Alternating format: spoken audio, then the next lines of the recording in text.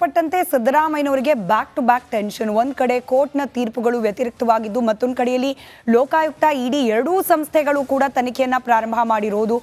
Politically back ಫೂಟ್ಗೆ Sarita ಇದ್ದಾರಾ ಸಿದ್ದರಾಮಯ್ಯನವರು ಅನ್ನೋ ಹೊತ್ತಿಗೇನೆ ಅವರನ್ನ ಮತ್ತೆ ರೀಫಿಲ್ ಮಾಡ್ಲಿಕ್ಕೆ, ಆ ಎನರ್ಜಿಯನ್ನ ರೀಫಿಲ್ ಮಾಡೋಕೆ ಅನ್ನೋ ರೀತಿಯ ಪ್ರಯತ್ನಗಳು ಕಾಂಗ್ರೆಸ್ ಒಳಗಡೆ ಆಗ್ತಿದೆಯಾ ಅಂತ ಹೇಳಿ ಅದಕ್ಕೆ ಸಂಬಂಧಪಟ್ಟಂತೆ ಈ ಕ್ಷಣದ ಅತಿ ದೊಡ್ಡ ಪೊಲಿಟಿಕಲ್ ಎಕ್ಸ್ಕ್ಲೂಸಿವ್ ಒಂದನ್ನ ರಿಪಬ್ಲಿಕ್ ಕನ್ನಡ ನಿಮ್ಮ ಮುಂದೆ ಇಡ್ತಾ ಇದೆ. ಯಾವ ರೀತಿ ಸಿದ್ದರಾಮಯ್ಯನವರ ಶಕ್ತಿ ವೃದ್ಧಿಗೆ, ರಾಜಕೀಯ ಶಕ್ತಿ ವೃದ್ಧಿಗೆ ಕಾಂಗ್ರೆಸ್ ಪಕ್ಷದ ಒಳಗೆ ಪ್ರಯತ್ನಗಳಾಗ್ತಿದೆ ಅನ್ನೋದಕ್ಕೆ ಸಂಬಂಧಪಟ್ಟ ಸುದ್ದಿ ಇದು.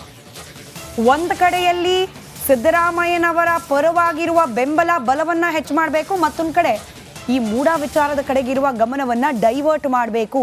ಒಂದೇ ಕಲ್ಲಲ್ಲಿ ಎರಡು ಹಕ್ಕಿಯನ್ನ ಹೊಡೆಯುವ ಪ್ರಯತ್ನವನ್ನ ಮಾಡಲಾಗ್ತಿದೆಯಂತೆ. ಆಗಿರುವ ಮುಜುಗರದಿಂದ ತಪ್ಪಿಸ್ಕೊಳ್ಳಿಕ್ಕೆ ಈ ರಣತಂತ್ರ ಅಂತೆ. ಹಾಗಾದ್ರೆ ಏನದು? ರಿಪಬ್ಲಿಕ್ ಕನ್ನಡದ ಬಿಗ್ ಎಕ್ಸ್ಕ್ಲೂಸಿವ್ ಪೊಲಿಟಿಕಲ್ ಸುದ್ದಿ ಇದು. ನಿನ್ನೆನೂ ಕೂಡ ಖಾಸಗಿ ಹೋಟೆಲ್ನಲ್ಲಿ ಒಂದು ಮೀಟಿಂಗ್ ಆಗಿದೆ. ಮಂಗಳವಾರ ಸಚಿವರೊಬ್ಬರ ಮನೆಯಲ್ಲೂ ಕೂಡ ಮೀಟಿಂಗ್ ಆಗಿದೆ. ಯಾವ ವಿಚಾರ? ಜಾತಿ ಗಣತಿ, ಪೆಂಡಿಂಗ್ ನಲ್ಲಿರುವ ಜಾತಿ ಗಣತಿ ವಿಚಾರವನ್ನ ಮತ್ತೊಮ್ಮೆ ಮುನ್ನೆಲೆಗೆ ತರೋದು.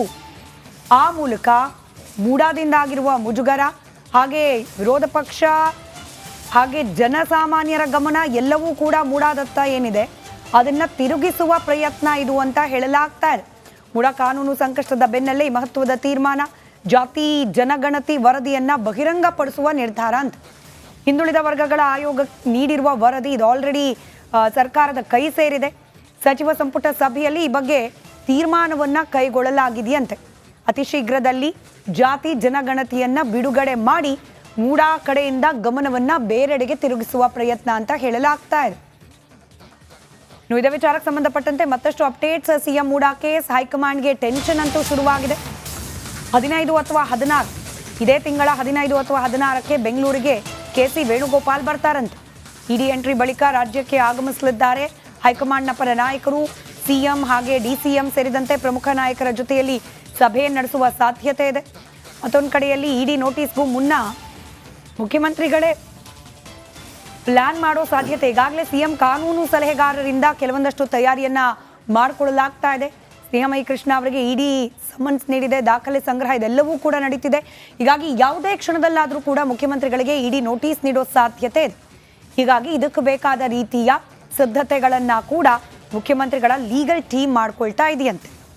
ಈಗ ಈ ಜಾತಿ ಗಣತಿ ವಿಚಾರವನ್ನು ನಾವು ಗಮನಿಸೋದಾದ್ರೆ, ಸುಮ್ಮನೆ ಇದು ಈಗ ಸದ್ಯಕ್ಕೆ ಜನರ ಗಮನವನ್ನ ಬೇರೆ ಕಡೆ ಸೆಳೆಯುವಂತಹ ಪ್ರಯತ್ನ ಅನ್ನುವಂಥದ್ರಲ್ಲಿ ಯಾವುದೇ ರೀತಿಯ ಸಂಶಯ ಇಲ್ಲ ಅಂತ ಅನ್ಸುತ್ತೆ. ಯಾಕಂದ್ರೆ ಈಗಾಗಲೇ ಈ ಹಿಂದೆ ಜಯಪ್ರಕಾಶ್ ಹೆಗಡೆ ಅವರು ಇದ್ರ ಬಗ್ಗೆ ವರದಿಯನ್ನ ನೀಡಿ ಆಯಿತು. ನಾನು ಬಹಿರಂಗ ಮಾಡ್ತೀನಿ ಅಂತ ಸಿದ್ದರಾಮಯ್ಯ ಅವರು ಅನೌನ್ಸ್ ಮಾಡಿದ ತಕ್ಷಣ ಕ್ಯಾಬಿನೆಟ್ನ ಅನೇಕ ಸಚಿವರು ಓಡೋದ್ರು ಸಿದ್ದರಾಮಯ್ಯ ಅವರ ಹತ್ರ. ಸಹಿ ಸಂಗ್ರಹ ಆಯಿತು. MB ಪಾಟೀಲ್, ಶರಣ್ ಪ್ರಕಾಶ್ ಪಾಟೀಲ್, ದರ್ಶನಾಪುರ್ ಸೇರಿದಂತೆ DK ಶಿವಕುಮಾರ್ ಅವ್ರದ್ದು ಸೈನ್ ಇತ್ತು. ಒಕ್ಕಲಿಗ ಶಾಸಕರು ಮತ್ತೆ ಲಿಂಗಾಯತ್ ಶಾಸಕರು ಯಾವುದೇ ಕಾರಣಕ್ಕೂ ಜಾತಿ ಗಣತಿ ವರದಿಯನ್ನ ಬಹಿರಂಗ ಮಾಡಕೂಡದು ಅಂತ ಹೇಳಿ ಅವರದ್ದೇ ಪಕ್ಷದ ಶಾಸಕರು ಮಂತ್ರಿಗಳು ಸಹಿ ಮಾಡಿಕೊಟ್ಟಿದ್ದಾರೆ. ಸಿದ್ದರಾಮಯ್ಯ ಅವರ ಯಾವ ಧೈರ್ಯದ ಮೇಲೆ ಹೇಳ್ತಿದ್ದಾರೆ ಸಹಾಯ ಆಗುತ್ತೋ ಇಲ್ವೋ, ಆದ್ರೆ ಡೈವರ್ಟ್ ಮಾಡುವ ಪ್ರಯತ್ನ ಅಂತೂ ಆಗಬಹುದೇನೋ ಅಂತ ಹೇಳಿ ಬಹುಶಃ ಬಸವರಾಜ್ ಮತ್ತಷ್ಟು ಮಾಹಿತಿಯೊಂದಿಗೆ ನೇರ ಸಂಪರ್ಕದಲ್ಲಿದ್ದಾರೆ.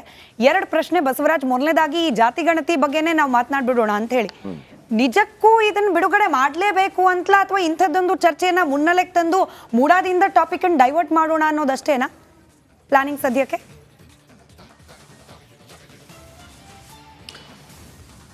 ಖಂಡಿತ ಸ್ಮಿತಾ, ಇಲ್ಲಿ 8 ತಿಂಗಳಾಯ್ತು ಜಾತಿ ಗಣತಿ ಸ್ವೀಕಾರ ಮಾಡಿ, ಆದರೆ ಇಲ್ಲಿವರೆಗೂ ಕೂಡ ಅದನ್ನ ಟೇಬಲ್ ಮಾಡಿಲ್ಲ. ಅಂದರೆ ಕ್ಯಾಬಿನೆಟ್ಗೆ ತಂದಿಲ್ಲ. ಆ ಕ್ಯಾಬಿನೆಟ್ಗೆ ತಂದರೆ ಅಲ್ಲಿ ಚರ್ಚೆ ಆಗುತ್ತೆ ಮತ್ತು ಪಬ್ಲಿಕ್ ಡೊಮೈನ್ಗೆ ಬರುತ್ತೆ. ಇದ್ರ ಬಗ್ಗೆ ಚರ್ಚೆ ಮಾಡೋಕ್ಕೆ ಪಬ್ಲಿಕ್ ಡೊಮೈನ್ಗೆ ಬಿಡಬೇಕಾಗತ್ತೆ. ಆಮೇಲೆ ಅದನ್ನು ವಿಧಾನಸಭೆಯಲ್ಲಿ ಮಂಡಿಸಿ ಅಂಗೀಕಾರ ಮಾಡಬೇಕಾ ಬೇಡವಾ ಅನ್ನೋಂಥದ್ದು ಸರ್ಕಾರಕ್ಕೆ ಆಪ್ಷನ್ಗಳಿರ್ತವೆ. ಹೀಗಾಗಿ ಈಗ ಮೂಡ ಕೇಸನ್ನು ಚರ್ಚೆಯಲ್ಲಿದೆಯಲ್ಲ, ಈ ಸಂದರ್ಭದಲ್ಲಿ ಅದನ್ನೇನಾದರೂ ಕ್ಯಾಬಿನೆಟ್ನಲ್ಲಿ ಟೇಬಲ್ ಮಾಡುವಂಥ ವಿಚಾರವನ್ನು ತೆಗೆದುಕೊಂಡು ಹೋಗಿದ್ದೆ ಆದಲ್ಲಿ ಖಂಡಿತವಾಗಿಯೂ ಮಾಧ್ಯಮಗಳು ಸೇರಿದಂತೆ ಸಾರ್ವಜನಿಕರ ಅಭಿಪ್ರಾಯ ಬದಲಾವಣೆಗಳು ಮಾತನಾಡುವಂಥದ್ದು ಚೇಂಜ್ ಆಗುತ್ತೆ.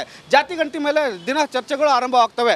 ಈ ಜಾತಿಯವರು ಇಷ್ಟಿದ್ದಾರೆ ಅಂತ, ಈ ಜಾತಿಯವರು ಇಷ್ಟಿದ್ದಾರೆ ಅಂತ ಅನ್ನುವಂಥ ಚರ್ಚೆಗಳು ಆರಂಭ ಆಗ್ತಾ ಇದ್ದಾವೆ. ಹಾಗಾಗಿ ಈ ಪ್ಲಾನನ್ನು CM ಬಣ್ಣದ ಸಚಿವರು ಶಾಸಕರು ಹೆಣಿತಾ ಇದ್ದಾರೆ ಅನ್ನುವಂಥ ಮಾಹಿತಿಗಳು ರಿಪಬ್ಲಿಕ್ ಕನ್ನಡಕ್ಕೆ ಲಭ್ಯ ಆಗಿರ್ತಕ್ಕಂಥದ್ದು. ಮುಂದಿನ ಕ್ಯಾಬಿನೆಟ್ನಲ್ಲಿ ಇದನ್ನು ಮಂಡನೆ ಮಾಡಿದ್ದೇ ಆದಲ್ಲಿ ಅದು ಪಬ್ಲಿಕ್ ಡೊಮೈನ್ಗೆ ಬರುತ್ತೆ. ಅದರ ಮೇಲೆ ಚರ್ಚೆಗಳು ಆರಂಭ ಆದಾಗ ಸಹಜವಾಗಿ ಮೂಡ ಕೇಸ್ ಕುಂದುತ್ತೆ ಮತ್ತು ಹೈಂದ ವರ್ಗ ಬಲ ಎಷ್ಟಿದೆ ಅನ್ನುವಂಥದ್ದು ಕೂಡ ಶಕ್ತಿ ಗೊತ್ತಾಗುತ್ತೆ. ಆಗ ಲಿಂಗಾಯತರು ಒಕ್ಕಲಿಗರು ಎಷ್ಟೇ ವಿರೋಧ ಮಾಡಿದರೂ ಕೂಡ ಹಿಂದೂ ವರ್ಗ ಪ್ರಬಲವಾಗಿ ಸಿದ್ದರಾಮಯ್ಯ ಅವರಿಗೆ ಬೆನ್ನಿಗೆ ನಿಂತ್ಕೊಂಡಿದ್ದಾದಲ್ಲಿ ಮತ್ತಷ್ಟು CM ಸಿದ್ದರಾಮಯ್ಯ ಅವರು ಪ್ರಬಲರಾಗ್ತಾರೆ ಮತ್ತು ಶಕ್ತಿ ತುಂಬುತ್ತೆ ಅನ್ನುವಂಥ ನಿಟ್ಟಿನಲ್ಲಿ ಈ ಥರದ ಪ್ಲಾನ್ಗಳು ರೂಪಿಸಲಾಗ್ತದೆ ಅನ್ನುವಂಥ ಮಾಹಿತಿ ಇದೆ. ಆ ನಿಟ್ಟಿನಲ್ಲಿ ಈಗ ಪ್ರಯತ್ನಗಳು ನಡೀತಾ ಇದ್ದಾವೆ. ಸ್ಮಿತಾ.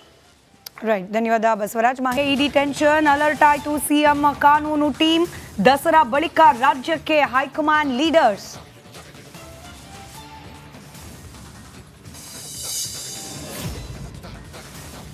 ಮೂಡಾ ವಿರುದ್ಧ CM ಜಾತಿ ಗಣತಿ ಅಸ್ತ್ರ. ಜಾತಿ ಜನಗಣತಿ ವರದಿ ಬಹಿರಂಗಕ್ಕೆ ನಿರ್ಧಾರ. ಸಚಿವ ಸಂಪುಟ ಸಭೆಯಲ್ಲಿ ಮಹತ್ವದ ತೀರ್ಮಾನ.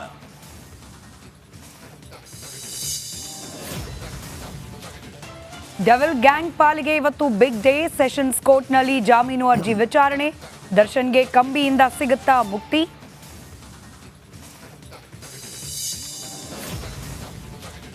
ಪಾಕ್ ಅಕ್ರಮ ವಾಸಿಗಳ ಅಡ್ಡೆ ಆಯ್ತಾ ಆನೇಕಲ್? ಚೌಹಾಣ್ ಎಂದು ಹೆಸರು ಬದಲು ರಶೀದ್ ದಂಪತಿ ವಾಸ. ಧರ್ಮ ಪ್ರಚಾರ ಮಾಡ್ತಾ ಇದ್ದ ಆರೋಪಿಗಳು.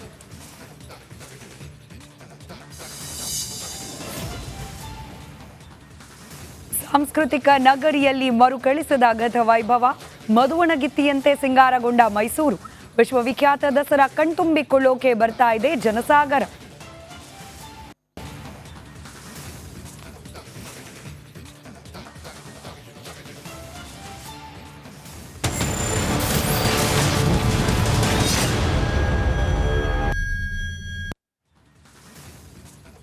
ಕಳೆದ ಕೆಲ ದಿನಗಳ ಹಿಂದೆ ಆಪರೇಷನ್ ಬಾಂಗ್ಲಾದೇಶ ಅಂತ ಹೇಳಿ ಒಂದು ರಹಸ್ಯ ಕಾರ್ಯಾಚರಣೆಯನ್ನ ರಿಪಬ್ಲಿಕ್ ಕನ್ನಡ ನಡೆಸಿತ್ತು, ಪ್ರಸಾರ ಕೂಡ ಮಾಡಿದ್ವಿ. ಯಾವ ರೀತಿ ಬಾಂಗ್ಲಾದೇಶ ಗಡಿಯಿಂದ ಅಕ್ರಮವಾಗಿ ನುಸುಳುಕೋರರು ಬಂದು ಬೆಂಗಳೂರು ಸೇರಿದಂತೆ ಭಾರತದ ಬೇರೆ ಬೇರೆ ಭಾಗಗಳಲ್ಲಿ ವಾಸಿಯಾಗ್ತಿದ್ದಾರೆ ಅಂತ ಹೇಳಿ. ಅದು ಕಳೆದು ಕೆಲವೇ ದಿನಗಳಲ್ಲಿ ಮತ್ತೊಂದು ಸುದ್ದಿ, ಪಾಕಿಸ್ತಾನ ಪ್ರಜೆಗಳು ಕೂಡ ಬಾಂಗ್ಲಾದೇಶದ ಮೂಲಕ ಬಂದು ಬೆಂಗಳೂರಿನಲ್ಲಿ ವಾಸವಾಗಿದ್ದಾರೆ ಅಂತ ಹೇಳಿ ಕೆಲವರನ್ನ ಅರೆಸ್ಟ್ ಕೂಡ ಮಾಡಲಾಯಿತು. ಇದೀಗ ಇದೇ ಪ್ರಕರಣದ ಬೆನ್ನತ್ತಿರುವ ಪೊಲೀಸರಿಗೆ ಮತ್ತಷ್ಟು ಮಗದಷ್ಟು ಮಾಹಿತಿಗಳು ಈ ರೀತಿ ಅಕ್ರಮವಾಗಿ ಬಂದು ಭಾರತದಲ್ಲಿ ನೆಲೆಸಿರುವ ಪಾಕ್ ಪ್ರಜೆಗಳ ಕುರಿತಾಗಿ ಗೊತ್ತಾಗ್ತಾ ಇದೆ. ಅದರಲ್ಲೂ ಬೆಂಗಳೂರಿನ ಆನೇಕಲ್ ಭಾಗ ಅಕ್ರಮವಾಗಿ ಬಂದು ನೆಲೆಸಿರುವ ಪಾಕ್ ಪ್ರಜೆಗಳ ಅಡ್ಡೆ ಆಗ್ತಿದೆಯಾ ಅನ್ನೋ ಅನುಮಾನಕ್ಕೆ ಕಾರಣವಾಗ್ತಾ ಇದೆ. ನಿನ್ನೆ ಮತ್ತಿಬ್ಬರು ಪಾಕ್ನ ಪ್ರಜೆಗಳು ಬಂಧನಕ್ಕೆ ಒಳಪಟ್ಟಿದ್ದಾರೆ. ದಂಪತಿಗಳನ್ನ ವಿಚಾರಣೆಗೆ ಒಳಪಡಿಸಲಾಗಿದೆ. ರಶೀದ್ ಅಲಿ ಸಿದ್ದಿಕಿ ಇವರ ಸಂಪರ್ಕದಲ್ಲಿ ಇದ್ದ ಆರೋಪಿಗಳು. ಚೌಹಾಣ್ ಅಂತ ಹೆಸರನ್ನ ಬದಲಾಯಿಸಿಕೊಂಡಿದ್ರಂತೆ. ಲಾಹೋರ್ ಮೂಲದ ಸೈಯದ್ ಅಲಿಯಾಸ್ ಸನ್ನಿ ಚೌಹಾಣ್. ಮೂಲ ಹೆಸರು ಸೈಯದ್, ಆದರೆ ಹೆಸರು ಬದಲಾಯಿಸ್ಕೊಂಡಿರೋದು ಸನ್ನಿ ಚೌಹಾಣ್ ಅಂತ ಹೇಳಿ. ಪತ್ನಿ ಕರಾಚಿ ಮೂಲದ ಸಾರಿಕ್ ಅಲಿಯಾಸ್ ದೀಪಾ. ಅನಿಲ್ ಸಾರಿಕ್ ಅವರ ಮೂಲ ಹೆಸರು ದೀಪಾ ಚೌಹಾಣ್ ಅಂತ ಹೆಸರನ್ನ ಬದಲಾಯಿಸ್ಕೊಂಡಿದ್ದಾರಂತೆ. ಮನೆಯಲ್ಲೇ ಇದ್ದು ಧರ್ಮ ಪ್ರಚಾರವನ್ನ ಮಾಡ್ತಾ ಇದ್ರು ಅನ್ನೋ ಮಾಹಿತಿ ಲಭ್ಯವಾಗಿದೆ. ಅಲ್ಲಿಗೆ ಚೂರು ಏಮಾರಿದ್ರು ಕೂಡ ಇಂಥ ಅನೇಕರು ಅಕ್ರಮವಾಗಿ ಪಾಕಿಸ್ತಾನದಿಂದ ಬಂದು ನೆಲೆಸಿ ಧರ್ಮ ಪ್ರಚಾರವನ್ನ ಮಾಡ್ತಾ ಇದ್ದಾರೆ ಅನ್ನೋದು ಗೊತ್ತಾಗುತ್ತೆ. ಏಮಾರಿದ್ರೆ ವಿಧ್ವಂಸಕ ಹಾಗೆ ನಾಡಿಗೆ ವಿರುದ್ಧವಾದ ಕೃತ್ಯಗಳಲ್ಲೂ ಕೂಡ ಇಂಥವರು ಭಾಗಿಯಾಗೋ ಆತಂಕ ಇದ್ದೇ ಇದೆ.